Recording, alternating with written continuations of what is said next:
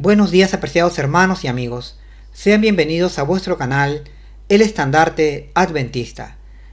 Bien, siguiendo con nuestros estudios bíblicos del importante libro profético de Daniel, hoy vamos a desarrollar nuestra lección de escuela sabática correspondiente al sábado 22 de mayo de 2021, en la cual continuaremos desarrollando nuestro análisis del capítulo 8 de este importante libro, desde los versículos 12 hasta el versículo 27, es decir, hasta el final del capítulo, y como veremos, estará centrada en el análisis de la visión del cuerno pequeño que surgió de entre los 4 cuernos del macho cabrío.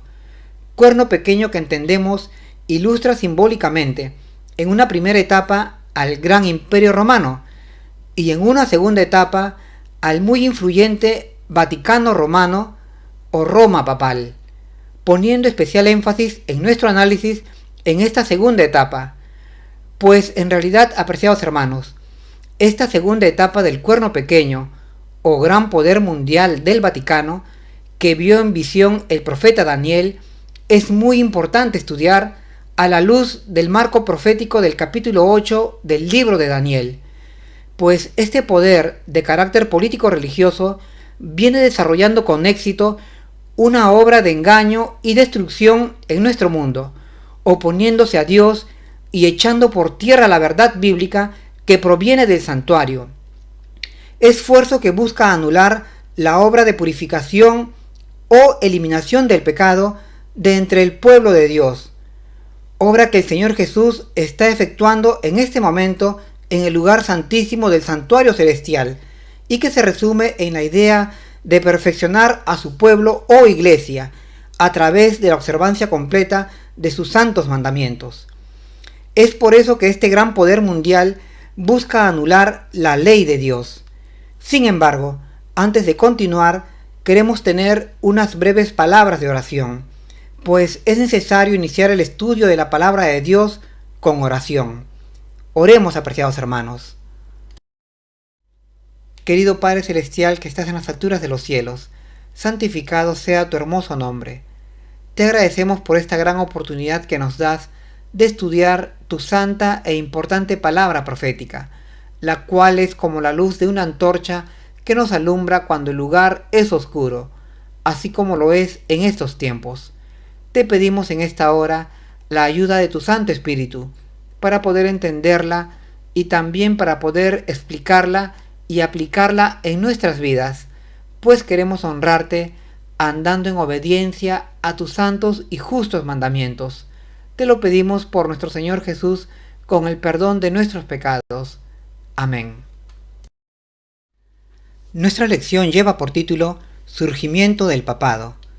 Bien, el título ilustra la idea central de nuestra lección, pues estará basada en la explicación de este nuevo y diferente poder de carácter mundial a la luz del capítulo 8 del libro de Daniel, poder que sucedió al Imperio Romano en la Europa occidental que conocemos, y al cual el profeta Daniel le prestó mucha atención, pues quería entenderlo, ya que era un poder político-religioso muy sagaz, entendido en enigmas y que prosperaba en sus engaños, pues tenía éxito al prevaricar contra el santuario de Dios, echando por tierra la verdad con sus formas religiosas que introdujo en el cristianismo.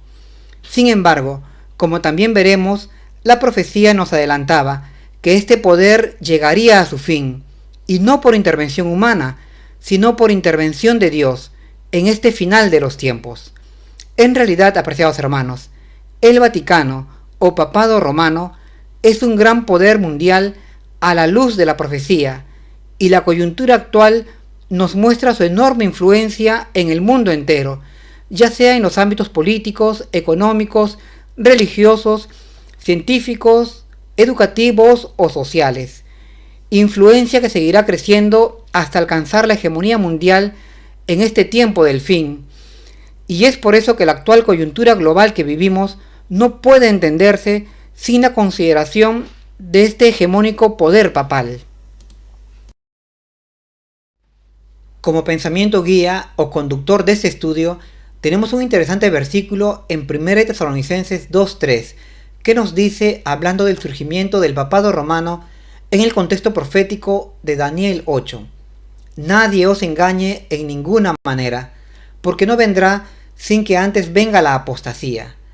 Es decir, se nos advierte que antes de la segunda venida del Señor Jesús debemos esperar primeramente el surgimiento de una gran apostasía o una caída global de la verdad, la cual hoy podemos constatar al contemplar a aquel gran sistema religioso que ha desarrollado el papado romano en la institución de la Iglesia Católica, con formas de adoración de carácter idolátrico, lo cual se ha diseminado en el resto de las denominaciones llamadas cristianas, lo cual es justamente la demostración de este versículo profético de 1 Tesalonicenses 2:3 y una prueba palpable de lo que nos dice aquella visión del capítulo 8 de Daniel, de que este cuerno pequeño prosperaba echando por tierra la verdad del santuario y al ejército de los santos o pueblo de Dios. Pues la llamada cristiandad mundial, con todas sus formas religiosas de adoración, se halla en un estado de apostasía ante la verdad bíblica. Bien, dicho esto, pasemos a desarrollar esta interesante lección.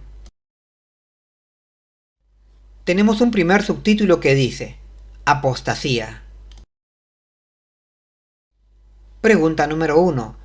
¿Qué cambio se dio en Roma en el cuarto de siglo de la presente era? ¿Y qué más fue arrojado por tierra por este poder y de qué manera? Bien, el cambio que se dio en Roma, o más concretamente en el Imperio Romano de Occidente, en el primer cuarto de siglo de la presente era, fue su conversión al cristianismo, pues en el año 380 el emperador Teodosio decretó que sería el cristianismo la religión oficial del Imperio Romano de Occidente. Con este acto se unían la idolátrica religión del Imperio Romano con la religión de Cristo, llamándose ahora a los seguidores del cristianismo como cristianos católicos, y otorgando al obispo de la ciudad de Roma la categoría de líder máximo de los cristianos. Este hecho, aunque en apariencia exitoso para la religión cristiana, sin embargo vino a ser la derrota del cristianismo, pues con este decreto se infiltró en la religión cristiana la idolatría, produciéndose una fusión entre el cristianismo y el paganismo. A este hecho, San Pablo denominó en 1 Tesalonicenses 2:3 como la apostasía o la venida del hombre de pecado. Tenemos también una subpregunta que nos dice: ¿qué más fue arrojado por tierra por este poder y de qué manera? Bien, de acuerdo a la declaración en Daniel 8:12 se nos dice que a este cuerno pequeño, es decir, al papado romano, se le entregó el ejército junto con el continuo, y entonces este cuerno pequeño o papado echó por tierra la verdad, lo que nos quiere decir que fue por disposición de Dios que fue entregado en manos de este poder, es decir, del Vaticano, tanto el santuario de Dios como el ejército de los santos del Altísimo, y este poder los arrojó por tierra, es decir, por el dominio que se le otorgó al papado romano. Este introdujo dentro de la religión cristiana doctrinas, ceremonias y ritos contrarios a la fe que encontramos en la Biblia, generando con esto una apostasía global en el Imperio Romano de Occidente. A este acto se le denomina que echó por tierra la verdad que deriva de la Biblia, y más concretamente del santuario, pues como vosotros sabéis, es en el santuario en donde se encuentra ilustrado el plan de Dios para salvar a la humanidad del pecado. En la página 55 del libro El conflicto de los siglos, Ellen White nos reitera esta misma idea, pues nos dice que el paganismo que parecía haber sido vencido vino a ser el vencedor. Su espíritu dominó a la Iglesia. Sus doctrinas, ceremonias y supersticiones se incorporaron a la fe y al culto de los que profesaban ser discípulos de Cristo. Además, también nos dice que esta aveniencia o acuerdo entre el paganismo y el cristianismo dio por resultado el desarrollo del hombre de pecado, o papado romano, diríamos más concretamente, predicho en la profecía como oponiéndose a Dios y ensalzándose a sí mismo sobre Dios, pues con la venida de este gran sistema religioso del papado o Iglesia Católica en el Imperio Romano de Occidente, toda la religión pura que se practicaba hasta el siglo IV de la presente era, bíblicamente hablando, se transformó, cayendo en la apostasía. De esta manera triunfaba el papado, echando por tierra el ejército y la verdad. Bueno, dicho esto, pasemos ahora a nuestra siguiente pregunta. Pregunta número 2. ¿Quién ayudó al papado a hacerse tan poderoso? ¿Y qué pregunta hizo un ángel después que fue descrito este símbolo? Bien, el gran éxito alcanzado por el papado o el Vaticano no provino solamente de aquel decreto que los emperadores romanos promulgaron para establecer al cristianismo, llamado ahora catolicismo, como religión oficial del Imperio Romano de Occidente, sino que este éxito también provino del apoyo que recibieron los papas de parte de importantes personajes de la religión pagana, tales como reyes, aristócratas o nobles europeos, que supuestamente se habían convertido al cristianismo, pues estos personajes, al ver ventajas, ya sean políticas o económicas, en la religión católica, que les podía beneficiar, aprovecharon esta situación y apoyaron al obispo de Roma, y así de esta manera lo afianzaron en el poder. Además, distintos prelados o curas, amigos de las riquezas del mundo, al ver las ganancias que podían conseguir con este nuevo sistema religioso, también apoyaron al papado. Y así de esta manera, este sistema político-religioso pudo crecer y desarrollarse, inicialmente en Europa Occidental y luego, claro está, en la mayor parte del mundo. En Daniel 8:24 se nos dice que este poder del papado romano, representado por el cuerno pequeño, se fortalecía, pero no con fuerza propia, queriendo decir con esto que recibiría ayuda desde el exterior, para así poder crecer. Y luego, ¿qué hizo el papado con este gran poder que obtuvo? Bueno, la escritura nos dice que lo usó para destruir a muchos y para causar grandes males en la tierra. Tenemos una subpregunta que nos dice: ¿qué pregunta hizo un ángel después de que fue descrito este símbolo? Bien, la pregunta que hizo un ángel o ser celestial que se hallaba allí presente en las riberas del río Ulai a otro ángel también allí presente, ante el tremendo éxito de este poder o sistema político-religioso en derribar el santuario y echar por tierra la verdad de Dios, fue: ¿hasta cuándo durará la situación descrita en esta visión y la prevaricación asoladora? Pues han sido entregados el santuario y el ejército de los santos para ser pisoteados. Esta era una importante pregunta de este ser celestial, pues a este poder terrenal, el cuerno pequeño o papado romano, se le había entregado el ejército de los santos y el santuario de Dios, y éste los pisoteaba, venciéndolos y echando por tierra la verdad.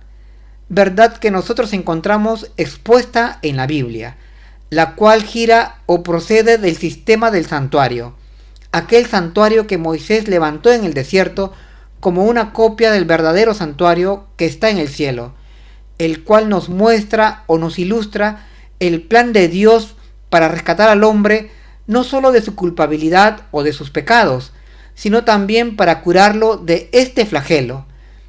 Y además de esto, nos muestra cómo Dios libra al universo entero de este terrible mal. En realidad, apreciados hermanos, Dios ha permitido a Lucifer levantar este gran sistema religioso para que éste exponga sus planes sobreponiéndose a los planes de Dios, y así el universo pueda contemplar la obra de engaño de Lucifer aquí en la tierra, y por tanto de esta manera pueda entender cómo obra Satanás. Bien, dicho esto, pasemos a nuestra siguiente pregunta. Tenemos un segundo subtítulo que dice: un periodo de tiempo muy largo. Pregunta número 3. ¿Cuál fue la respuesta? ¿Y comprendió Daniel todo?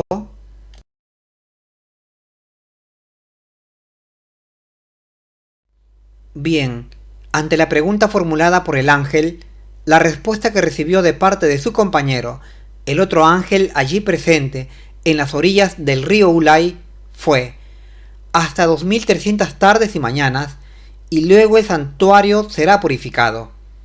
Así está escrito en Daniel 8:14. Y aquí, como los días, proféticamente hablando, se traducen como años, entonces sería por un largo periodo de tiempo que duraría la obra de engaño de este poder o cuerno pequeño. Esta respuesta dejó consternado al profeta Daniel, pues él entendía que los días se referían a años, por lo que era obvio deducir que el santuario y el pueblo de los santos de Dios estarían derribados o vencidos por un largo periodo de tiempo. Y para este tiempo Daniel ya era un anciano, de aproximadamente 80 años, por lo que quedó muy consternado con esta visión. Tenemos también una subpregunta que nos dice: ¿comprendió Daniel todo? Bien, de acuerdo a la escritura, en Daniel 8:15 se nos dice que el profeta Daniel procuraba comprender esta visión, pues era su anhelo entender todo esto. Es decir, si es que Daniel procuraba entender el significado de esta visión, era porque no la entendía completamente. Esta sería nuestra respuesta. Urias Smith, en la página 131 de su libro Las profecías de Daniel y el Apocalipsis, nos comenta que este anhelo de Daniel por conocer el significado de esta visión y aquel largo periodo de tiempo en que estaría postrada la verdad del santuario y vencidos los santos de Dios, debe también motivarnos a nosotros a buscar entender este asunto, pues se trata de una información primordial, reservada para ser entendida en este final de los tiempos. Si nosotros conseguimos esto, es decir, comprender exactamente esta visión del capítulo 8 del libro de Daniel, entonces podremos entender también de una manera cabal cómo es que se desarrolla este conflicto entre Dios y Lucifer, y así, bajo esta comprensión, poder también adaptar mejor nuestra posición en favor de Dios y de su santa ley. Bueno, dicho esto, pasemos ahora a desarrollar nuestra siguiente pregunta.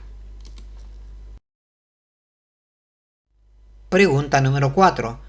¿De qué manera dio Dios cumplimiento a su deseo?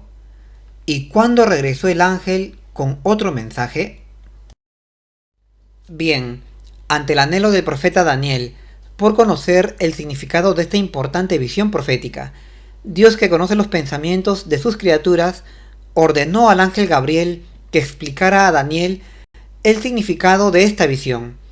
Así está escrito en Daniel 8:16, que nos dice: y oí una voz de hombre entre las riberas del río Ulai, que gritó y dijo: Gabriel, enseña a este la visión. En realidad, apreciados hermanos, Dios, en la persona de Cristo Jesús, también estaba allí presente entre las riberas del río Ulai, mientras se le presentaba la visión al profeta Daniel.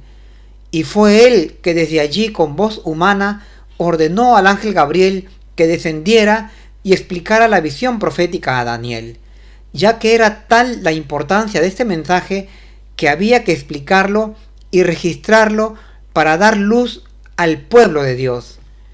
También debemos señalar que la información celestial allí mostrada en la visión tenía tal trascendencia que llevó a reunir junto a Daniel al Hijo de Dios, que es Cristo Jesús, al ángel Gabriel, quien es, después de Cristo, el ser más elevado en el cielo, jerárquicamente hablando, y a otros 2 ángeles más. Es por eso, hermanos, que nosotros debemos valorar esta importante visión profética, pues allí hay una gran luz para nosotros. Tenemos también una subpregunta que nos dice: ¿cuándo regresó el ángel con otro mensaje? Bien, dada la orden que se dio al ángel Gabriel, este poderoso ser celestial vino en ese instante desde el cielo a donde el profeta Daniel. Era tal la importancia y la trascendencia del significado de esta visión que era necesario explicarle a Daniel este mensaje celestial. En realidad, apreciados hermanos, lo que está en juego aquí en la tierra son asuntos que trascienden a nuestro mundo, ya que involucran al universo entero. Es por eso que vemos aquí, en la ribera del río Ulai, tanto a Cristo Jesús como a otros 3 ángeles mostrándole a Daniel toda esta información que nos puede ayudar no solo a conocer este inédito poder mundial que es el Papado o Vaticano Romano y sus actuaciones en el mundo, sino que también esta información celestial nos puede ayudar a conocer el tiempo del restablecimiento de la verdad de Dios en la persona de su pueblo o iglesia, en este final de los tiempos. Bien, pasemos ahora a desarrollar nuestra siguiente pregunta. Tenemos un tercer subtítulo que dice: una visión para el tiempo del fin. Pregunta número 5. ¿A qué periodo de tiempo corresponde la visión de los 2300 días?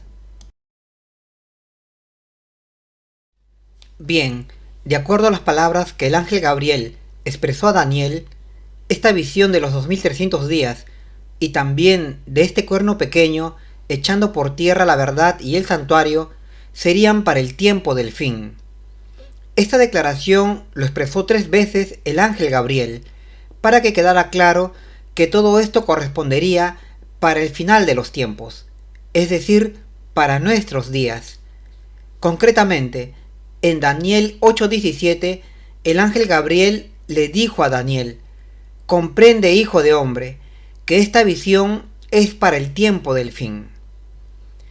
Esta declaración es importante entender, pues será al final de los 2300 días o años proféticos que se iniciará el proceso de restauración de la verdad y el santuario, los cuales fueron echados por tierra por este poder que se describe en Daniel 8, pues este poder ha venido luchando contra Dios, prevaricando contra la verdad y hasta la actualidad ha tenido éxito, pero esto sería hasta 2300 días o años, pues fue por 2300 días o años proféticos que se le entregó a este poder el santuario para echar por tierra la verdad y vencer a los santos de Dios, periodo que entendemos se cumplió en el año 1844, y es a partir de este año, es decir, del año 1844, que el Señor Jesús ha entrado al lugar santísimo del santuario celestial para iniciar la labor de purificar el santuario, valga la redundancia, lo cual quiere decir que Dios ha empezado la obra de limpiar a su pueblo o iglesia de sus pecados, quitando este terrible mal que mora en nosotros y que nos vence, impidiendo que agrademos a Dios. A este proceso se le llama la restauración del santuario o de la verdad. O también podemos decir que se le puede llamar la finalización de la prevaricación asoladora. Bueno, dicho esto, pasemos a desarrollar nuestra siguiente pregunta. Pregunta número 6. ¿Qué impresión tuvo sobre Daniel la presencia de este ángel de alto rango? ¿Y pudo Gabriel llevar a cabo su misión de explicar completamente la visión? Bien, la escritura nos dice que la presencia del ángel Gabriel impactó fuertemente al profeta Daniel, por lo que éste cayó a tierra como dormido, es decir, el profeta Daniel se desmayó. Así está escrito en Daniel 8:18. Pero este hecho no nos debe asombrar, pues en realidad, apreciados hermanos, cada vez que un poderoso ángel se presentaba a los seres humanos, estos se atemorizaban en gran manera o se desmayaban. Así lo vemos escrito, por ejemplo, en Lucas 2:9, cuando se nos relata que los pastores de Belén se asustaron fuertemente al ver a un ángel que les decía que había nacido el Mesías en Belén. O también en Mateo 28:4, cuando se nos dice que los soldados romanos, al ver al ángel que descendió del cielo para librar a Cristo de la tumba, estos también se asustaron y quedaron como muertos, es decir, también se desmayaron. Y eso que eran soldados acostumbrados a luchar con fuertes oponentes. Por eso no nos debe asombrar que ante la presencia del poderoso ángel Gabriel, el profeta Daniel se desmayara. Tenemos también una subpregunta que nos dice: ¿pudo Gabriel llevar a cabo su misión de explicar completamente la visión? Bien, desafortunadamente, el ángel Gabriel no pudo explicar completamente esta importante visión al profeta Daniel, pues Daniel se desmayó, y aunque se recobró de este desmayo, sin embargo quedó muy debilitado o quebrantado por este acontecimiento. Así que el ángel no pudo cumplir con su misión de explicar completamente esta visión a Daniel. Ellen White, al comentarnos este suceso, nos dice que el ángel Gabriel solo pudo dar a Daniel una explicación parcial de esta visión, pues cuando el profeta vio las terribles persecuciones que le sobrevendrían a la iglesia, desfallecieron sus fuerzas físicas y no pudo soportar más, por lo que el ángel tuvo que dejarlo por algún tiempo. Así está escrito en la página 373 del libro El conflicto de los siglos. Bueno, pasemos ahora a desarrollar nuestra última pregunta. Tenemos un subtítulo final que dice: la purificación del santuario. Pregunta número 7. ¿Cómo se equivocó Guillermo Miller al estudiar el versículo en el libro de Daniel 8:14? Bien, el error de Guillermo Miller consistió en interpretar a la tierra como el santuario de Dios, el cual sería purificado al final de las 2300 tardes y mañanas o 2300 años, tal como se señalaba en Daniel 8:14. Esta purificación se llevaría a cabo con el fuego abrasador de la segunda venida de Cristo, tal como se encuentra registrado en 2 de Pedro 3:10 o en Malaquías 4:1, por lo que la purificación del santuario implicaba bajo esta idea la venida del Señor Jesús a la tierra.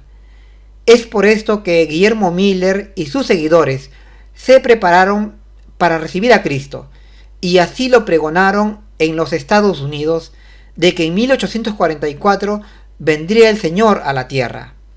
En realidad, apreciados hermanos, la consideración de la tierra como el santuario de Dios era una creencia general en el siglo XVIII y XIX por todas las denominaciones cristianas de ese entonces, y aún hoy así lo creen. El desconocimiento por parte de Guillermo Miller y de sus seguidores del santuario hebreo y su expiación o purificación anual les llevaba a inferir tal conclusión.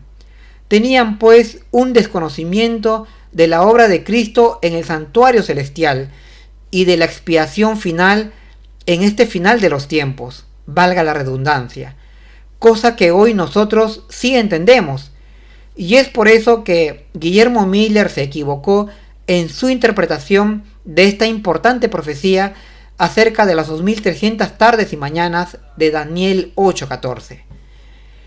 Bueno, hasta aquí, apreciados hermanos y amigos, son mis comentarios a nuestra valiosa lección de Escuela Sabática. En la lección de la siguiente semana veremos cómo los pioneros adventistas determinaron bíblicamente los años de inicio y fin de la profecía de las 2300 tardes y mañanas. Yo me despido de ustedes deseando haber contribuido en alguna manera en vuestros estudios.